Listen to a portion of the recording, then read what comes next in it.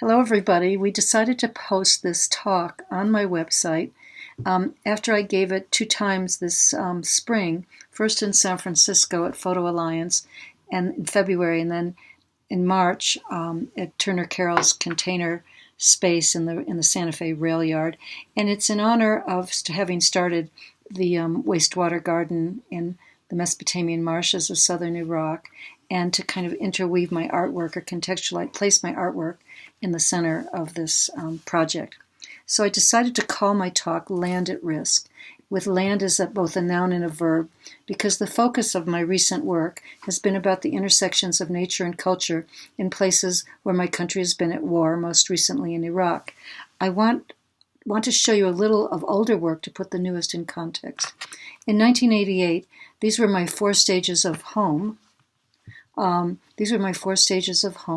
loved one's body on the bottom, the Zuni Pueblo's place of emergence, that next rung. If you think of this as a ladder and move up through this ladder with the loved one's body at the bottom, and then the Zuni Pueblo's place of emergence there, Salt Lake. And then the 3rd rung is an everyday back porch with a nest, if you live out in the country, as many of us do in New Mexico, and the top is a radio telescope phoning home to the stars. Since establishing my studio in Santa Fe in 1975, I've evolved from photographer of single photographic images to environmental artist of extended photographic works, multimedia installations, and social practice. I've worked mostly in New Mexico for the first 20 years, that is, but now I leave the studio frequently to photograph, research, and teach. Here I am at the Temple of Inanna in Mesopotamia in 2014, and again at Mount Bromo in Indonesia in 2010. As an artist, I address issues of war and peace juxtaposed with nature, who I think of as an enduring and thereby healing force. But what if she's no longer able to protect us? Throughout my work, there's been an underpinning of myth and ritual, which I explore through materials. My first teachers were the lowriders in 1980 in northern New Mexico, whose use of velvet, chrome, sandblast, sculptural, kinetic details evoke ancient rituals of the religious procession, and whose velvet, sensuous, vulva-like interiors paired with hydraulic jumping reenact the ritual of procreation. In addition, the lowriders are always aware of the ground Tierra Madre, on which they cruise low and slow. The first tangible war intention I encountered was during the Manhattan Project in New Mexico, now the site of the Los Alamos National Lab, where the making of the first atomic bomb in the 1940s occurred in close proximity to San Ildefonso Pueblo next door. There's a palladium print from that work. And here you'll see my collaborators, wonderful performance artist, poet, videographer Ellen Zweig, and Shane and Woody Vasulka. And here I am projecting. Here's the Fat Man, one of the 3 casings for that bomb that did fall on Nagasaki. And here it is, the 3rd one's at the Bradbury Museum in Los Alamos, where they allowed me to photograph and project slides onto it. Oppenheimer's chair followed the critical mass work. It was commissioned by the First Sight Santa Fe Biennale, which opened on the 50th anniversary of the first atomic blast at White Sands. Here you see a ghost tree sandblasted in the rear of the house, trying to reclaim its broken landscape. Each of the 4 parts of the video on the chair, each part opens with a slingshot being fired and closes with a snake shedding its skin. An armored figure guards the house. It's a giant transparency. I worked in Vietnam in 1997, 98, 2000, 2003, and I became interested there in the difference in the Western and Eastern body in response to aggression. And so, as you can see with Oppenheimer's chair and the armor, in the West we think of bodies as very, protected, hard, but in the East they're fluid after centuries and centuries of war and Buddhist practice. And so I made this work on transparent vellum. In 2000, I went back to Vietnam and started a project called Millennial Forest, in which 2 enemy forests look at each other And I was examining the differences between the two cultures that had faced each other in time of war. In Vietnam, so what you see here are 3 trees. In the center is the queen tree from Vietnam. On the left, a temple tree from Hue.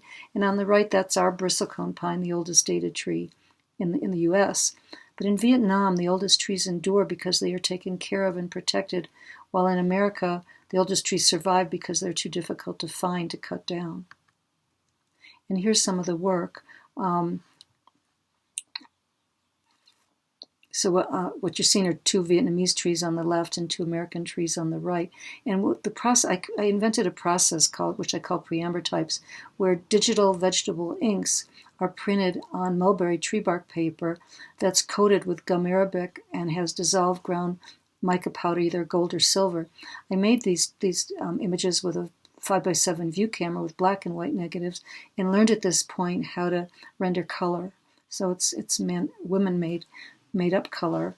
And then just one other point about this is that in 2000, the inks were liquid, they were dyes, so that I created a coating that was hydroscopic where the dyes could migrate into the coating and be much more dimensional than sitting on the surface of the paper, the way inkjet printers do.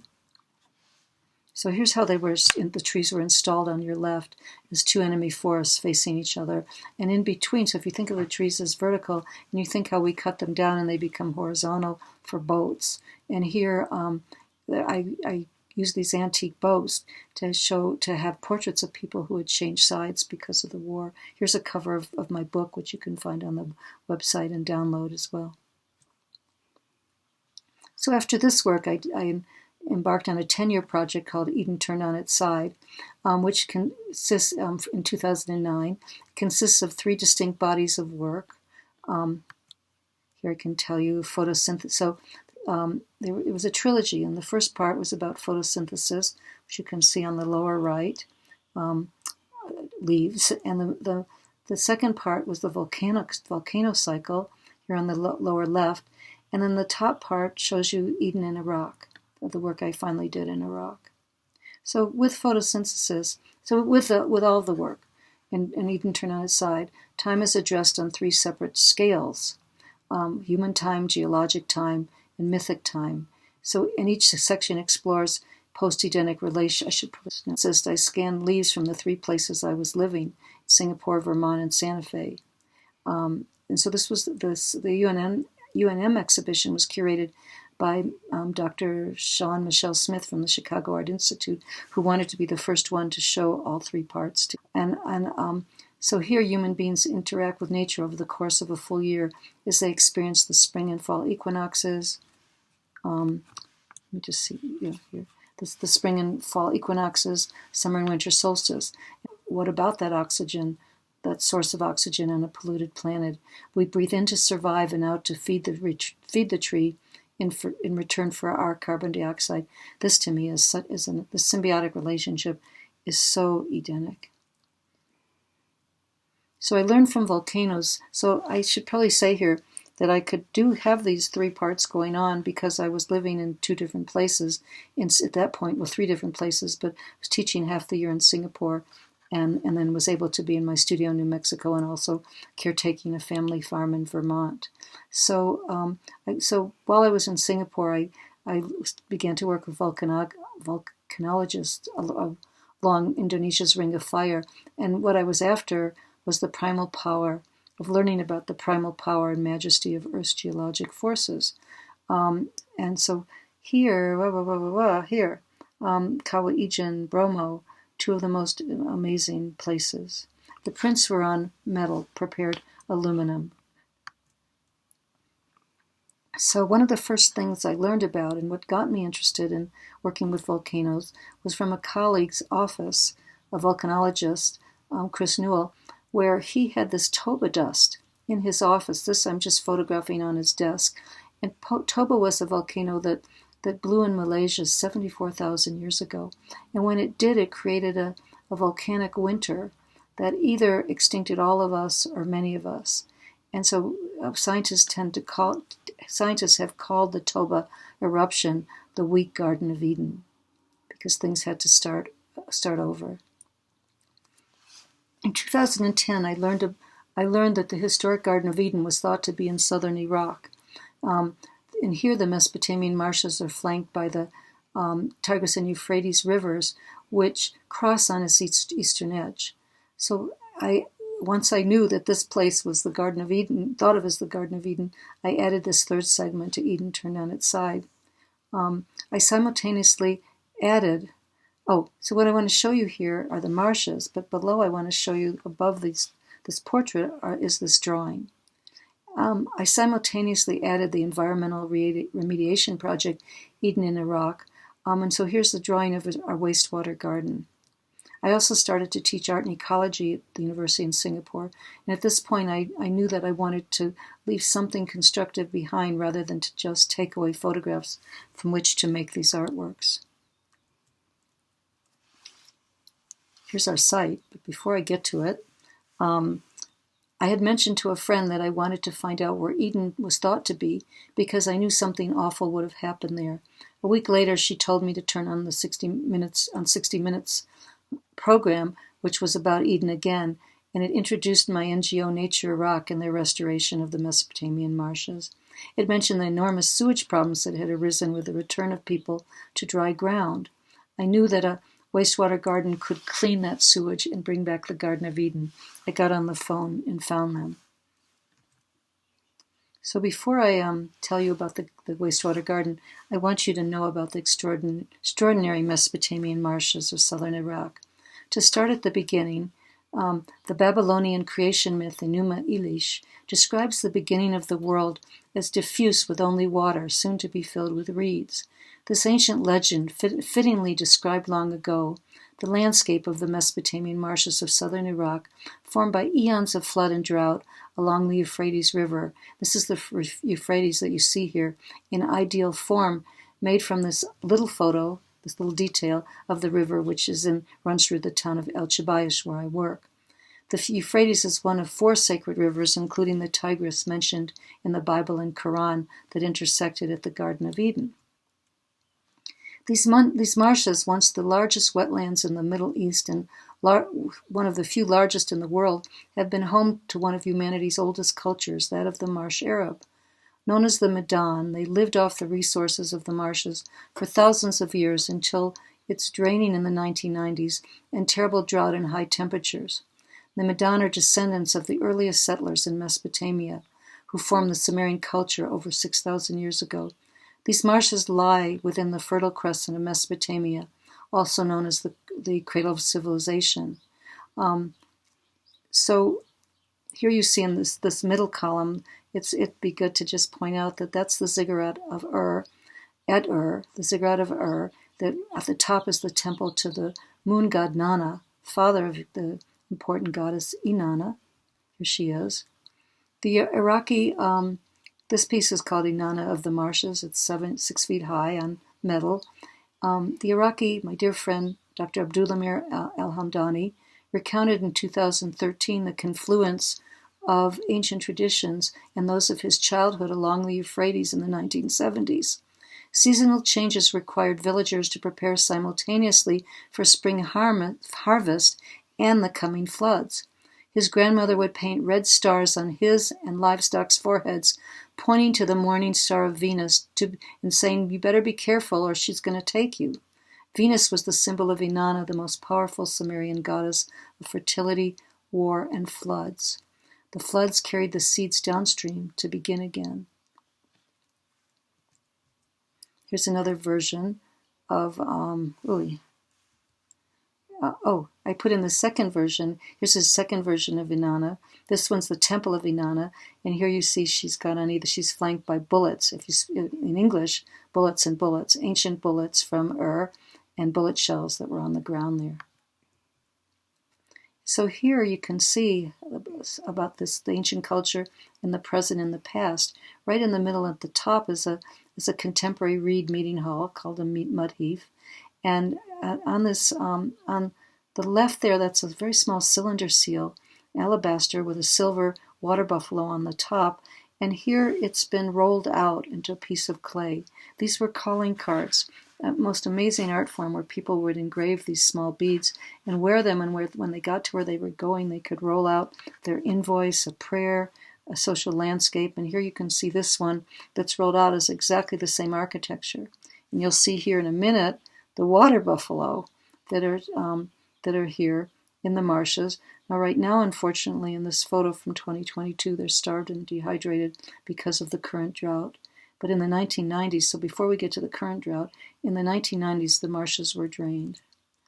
The dictator Saddam Hussein wanted to flush out Shia rebel hiding in the marshes to overthrow him. So he built secret roads. His engineers built secret roads into the marshes and then giant earthen canals to slowly drain the waters of the Tigris and Euphrates that feed the marshes into the Persian Gulf. Then once the waters were low enough, he could bomb, burn, and drive out thousands. He turned the marshes into a charred graveyard and desert. What you see here is the town of Segal on the upper left by Nick Wheeler, a photograph of Segal, one of the largest of the villages, with 50,000 people in 1977 living half on water, on floating reed islands, and half on land. And then in 2011, the upper right, is the desert, charred desert, and below you can see the earthen canals that were breached once that Saddam Hussein was killed and the Marsh Arabs returned, breaking through the dikes with pickaxes. Now, they were followed by Nature Rock. They were followed by Jassim al-Assadi and Azam al-Wash, who immediately returned to the marshes once Saddam was killed, to create Iraq's first and only environmental NGO, Nature Rock, bringing in heavy equipment to break through the canals to let the water back in. So what you see here in 3 columns in 2011 are the marshes partly restored by Nature Rock. You can see on the left them being 20% regreened with the water getting to that part, but on the right 80% still desertified. You can see, if you can almost see the shells in the shells from the previous pictures on the ground, and the Euphrates through that window there. So Nature Rock's work enabled the marshes and surrounding ancient sites of Eridu, Uruk, and Ur to become a World Heritage Site. Nature Rock is our sponsor in Iraq. So my first partner on the project, Mark Nelson, renowned environmental engineer, and Deborah Snyder. I'm just noting them that they were at this talk that I gave in Santa Fe. But here what you see on this slide are a diagram on the left which shows how our technology has a slight slope, no moving parts, a filter to maybe clean once a year, low cost compared to big public concrete water remediation projects. It's perfect for the marshes and perfect for the Middle East. So what you see on the right is comparison between that drawing on the top of our site, our 7-acre site, and the pipes that will go underground to bring the waste to these inspiration for our design embroidered Mesopotamian wedding blankets that we were here. I'll go back again. That we actually were able to bring to Santa Fe's International Folk Art Market. Iraq is the 5th country in the world most vulnerable to climate change. In our 12 years working here, we've seen the terrible result of this. The past few summers have had extraordinary high temperatures and drought combined with government mismanagement, prejudice against the South in favor of agriculture, the building of 100 dams surrounding Iraq, withholding of promised water by international and national players. But as for us, as long as people are able to remain and there is sewage, our system works because it's underground. It's not affected by climate change, and it also functions as a carbon sink. So those are Mark Nelson's feet, and on our first trip, 2011, we were in 2011. Our issue was having to find enough sewage to direct to a garden. But what we found, including no septic systems working in the whole country, that people were building on dry ground with sewage running openly in canals and through houses.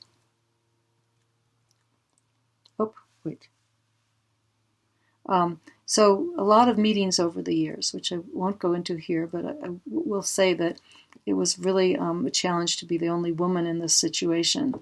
And maybe sometimes it helped, I'm not sure. But here are meetings with men, with the governors of our province, the Minister of the Environment on your right, with the Ministry of Water Resources, engineers on the top. just giving talks over and over again. And here is just to say something about how this project keeps going, has kept going for so many years.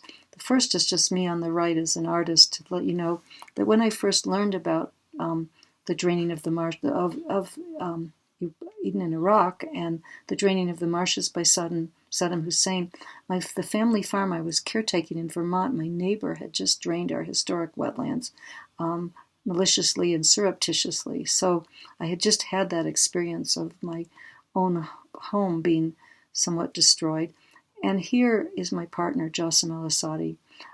He's the managing director of Nature Rock, and he's a renowned engineer and environmental activist in Iraq. He's also a poet. He sings, he writes poetry, he dances, he's full of joy. And whenever everything had fallen through with all of the leads, the ways we were going to make this thing happen, he and I would get together in person and keep going. So Jassim is the spirit of the marshes, and it's once one of the largest in the world, and he's been responsible for its survival. He co-founded Nature Rock. He's an expert on environmental issues, water, and the protection of the Mesopotamian marshes. Oh, this is what I already said. But what I did want to say is that he's just co-authored a book about his extraordinary life in relationship to environmental and political struggles in Iraq. So on February 2nd, the Iraq Ministry of Water Resources and its Center for Restoration of Iraqi Marshes and Wetlands, CRIMS, began to move dirt at our 7-acre site in El Chabayish. After 12 years of amazing ups and downs, fallen governments, fallen budgets, sorts of oil crises, we have finally begun to build the first third of the Eden in Iraq wastewater garden at El Chabayish. We'll be able to clean by phytoremediation, that is, by plants, the sewage of 7,500 to 10,000 people in a city of 50,000. So here is the equipment moving in February 2nd. And right the day before this happened, we had our first real setback, that Jassim had been kidnapped by an armed group. So for 2 weeks we were in suspended hell, just terrified about what could have happened to him. And lots of people work for his release. And I think to say about this right now is he's fine, he's out, he's working again, and he hasn't been threatened by Islamicist, conservative, Iranian-backed militias that are so threatened by environmental workers. That's a whole other lecture about that. But he's back and we're working and the garden has started. So just to show you some pictures, here is our site where I've overlaid on the upper, see the upper image, on the bank above the water, I've overlaid a side view of the garden, and down below 3 views of the design features that we hope to build soon. Here's some more of those features. And what you can see now, this is 3D imaging, so it's going to look a little more crafty. But you can see we'll have shade structures, towers, wastewater cells, and all sorts of contrasting colors from floras. And in the design, let's see if it's here. It's not there, and it's not good. Oh, here, good. Here's the design on your right. What you see is we have a long, skinny site that's 7 acres, and the first almost 3 acres are just going to be right now, this is what we're building is on your right, the lower part, just a reed bed. And you can see the wastewater cells, but you can see all these in the design, 2 rivulets come together and go down the center. And where they come together, they form a triangle where there'll be herb gardens and a light work. But here I'm just bringing in my own work right now. So I'm showing you the 3 things going on. The inspiration of the Mesopotamian embroidered wedding blankets, inspiring the garden design, and then also inspiring the artwork, where I was trying to mirror what was going on with the garden with textile works that also function as tapestries. And here it's printed on linen in the middle, the amethyst room, a deer marsh family's home. And what you see here is on top, the marshes in full bloom sun. And here on the bottom, the desert is coming through. There's also I've inverted that picture. It's the background, so that always that message that the marshes, we're losing the marshes, they're drying out. We need people to give the water back, that is the promised water. And I've made a border on this piece of flora that I photographed at the Royal Botanic Garden in Jordan, of plants that have been dated at least with DNA that's over 700 years old, and therefore most likely could have existed. It's flora that's mentioned in the Quran. It's ancient, and it's quite possible that it could have been in the Garden of Eden. Here's a work called Eden Again, and these are tapestries that I had made in Belgium to honor the textile culture and traditions, the prayer rugs, the blankets everywhere. And here again you see that picture of the marshes, 20% regreened and still desertified, and in the middle kind of a combination of the dates and the Euphrates. So it takes a lot of people to keep this project alive, and just to mention we could start something like this. Mark and I started before we had any funding, but once I got a sizable research grant from from Nanyang Technological University in Singapore, we could actually put together an international team. And so here you see two people in the center from that team, from Singapore and from Holland. And then our first meetings with elected official, meeting town councils, and here on the left, at that point, 2013, our two of my team, Davide Tichetto, Mark Nelson with Jossam, me, and two friends who were offering us the backyard of their shrine. And then as the team has expanded in different groupings since 2019, and here in the center with our CRIM, our partners from the Ministry of Water Resources, who we're working with right now to actually be building, there two of our team members went back with Jossam to the site in 2019, but it took until 2021 they went, and finally 2023 we're beginning. And so on the right, here we are once a week. This is my heavy-duty group of engineers working on fundraising for the next $2 million that we need. And so the work has gone out. When there have been long periods when I couldn't be in Iraq, but I've shown the work various places. And so one place is the Currents New Media Festival, and these videos are online. When you go, you can see here when you go into our website, Eden in Iraq, and you go to Outreach Exhibitions, you'll see that there's currents, and you can play the video. And this is a video in the marshes, which is a 4-track video on 3 walls on the floor that you can stand in and be in the midst of the boats and the water buffalo and singing and dancing. We also had a very big show in Singapore in 2017 of our whole design process and my artwork.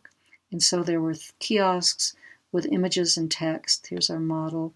Oh no, too fast. So this is also you can find on the website to go into the show. You can download all the photographs and the text. It's everything you ever wanted to know about Mesopotamia, about wastewater gardens, marshes, the 3 religions, our sources of instinct. We actually tried to build in several sites before we finally began in El Chabayish. And here's our current site, where this is what you could see currently, before we started to build, this is just pure sewage coming into the water, and those cows have. I want to talk, take a little deep breath right here, see if I'm finished there. I did. What's next is in the fall of 2024, I will be showing a collaborative project called The Boat as a Circle. So this is the newest work, and I'll just tell you very little bit about it. But early in March 2020, I was on my way to Sweden with my partner Ben for a year of projects. He to work on film projects, and me to go on to Iraq, where we thought we were funded. And then COVID hit. So 3 days after arriving in Sweden, we were told to stay inside. The Swedes locked down everybody over 70, while everyone else went about their business outside unmasked and in groups, so it wasn't so safe for us to even go outside. I reached out to an old Santa Fe friend, American artist Joanne Grüne-Yanoff, who now lives in Sweden, and so she took me under her wing to get me out of my double isolation of knowing hardly anyone in this foreign country, as well as the isolating fear that permeates a lockdown situation. We talked weekly by phone and emailed letters back and forth with little image studies generated from what we were saying. The only trouble was I had no photo images to work with, so for the first time I had to make things up. I'd been reading a remarkable book by British archaeologist Dr. Irving Finkel called The Ark Before Noah, decoding the story of the flood. And I'd been thinking possibly this flood story could expand my work in Iraq, since it appeared that Noah's place of origin was the marshes. As I read passages from the book to Joanne, it quickly became apparent that we were in the midst of our own flood story. COVID was raging around the planet, mirroring so many extinctions already in process because of rampant growth, unstable democracies, and climate change. We linked our process to the flood story before Noah from the Gilgamesh epic, the first Western extinction story, and we linked it with the climate emergency in mind. In this story, Utnapishtim is the prime character, Noah. He's warned by the god Enki to prepare for a flood that will wipe out all life.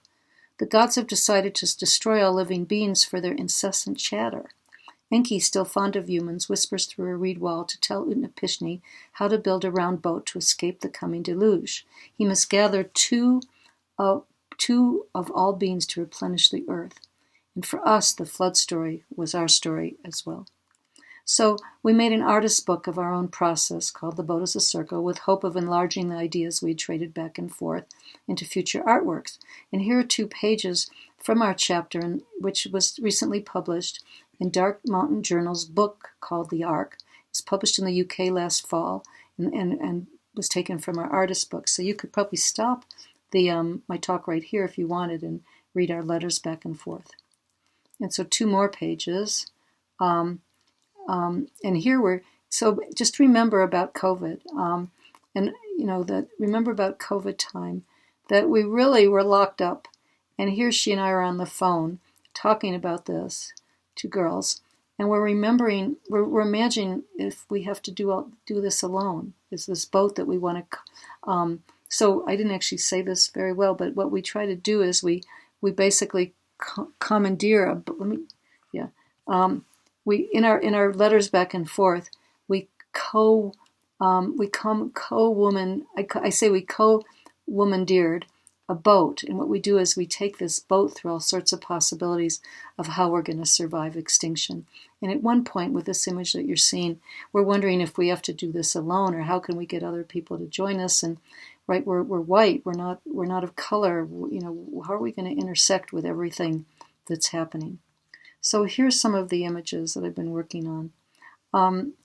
What I do want to say here about these images before I talk about them is that PBS made a film about Dr. Finkel's book called The Real Noah's Ark in 2013, and they had a boat made to scale in India.